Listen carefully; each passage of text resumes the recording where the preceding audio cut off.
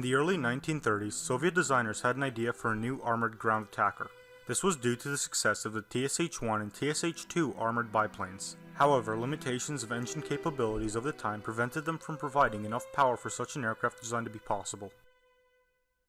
In 1938, Sergei Ilyushin designed the Il-2 at the Central Design Bureau. Originally named TSKB-55, this Il-2 prototype first flew on October 2, 1939. The aircraft would contain armor protecting the crew, engine, radiators, and fuel tank. This armor alone would weigh 700 kilograms, about 15% of the fully loaded aircraft. The aircraft would eventually win over the Sukhoi Su-6 and become the primary attacker of the Soviet Air Force. A second prototype was also designed, the TSKB-57, which featured a lower weight due to the removal of the rear gunner. This redesign was required due to the original McEwen AM-35 engine underperforming with a two-seat design. This redesign would in fact be the first to enter service, being delivered to operational units in May of 1941, just before the Germans initiated Operation Barbarossa. There was an intense competition for the 23mm autocannons used by the Il-2. The original system was the MP6 23mm autocannon designed by Yakov Tobin. The guns were tested on the Il-2, but tests showed complications. Despite changes to try and fix these in-flight malfunctions, the MP6 ultimately lost out to the VY-8-23. Production of the aircraft fielded 259 in time to be used to fight Germany. Production of the Il-2 started out slow, but even as production began to speed up after the factories around Moscow were moved to the Urals, Stalin was still displeased with the speed of production and sent the following telegram. "You have let down our country and our Red Army. You have the nerve not to manufacture Il-2s until now. Our Red Army needs Il-2 aircraft like the air it breathes, like the bread it eats. Shankman produces one Il-2 a day and Tertyakov builds 1 or 2 MiG-3s daily. It is a mockery of our country and our Red Army. I ask you not to try the government's patience and to manufacture more Il-2s. This is my final warning." As you can imagine, this really improved the production speed of Il-2s, and by the end of the war there were over 36,000 produced. A rear gunner would eventually be re-added later on due to heavy losses from enemy fighters.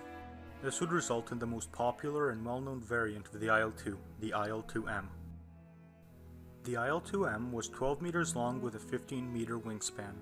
It was armed with 2 23mm VY-8-23 autocannons and 2 rifle-caliber machine guns in the wings, with a rear-mounted 12.7mm Berezin UTB machine gun.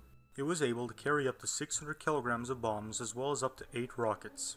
It would be powered with the McEwen AM-38F engine capable of traveling 414 kilometers an hour with a maximum range of 720 kilometers.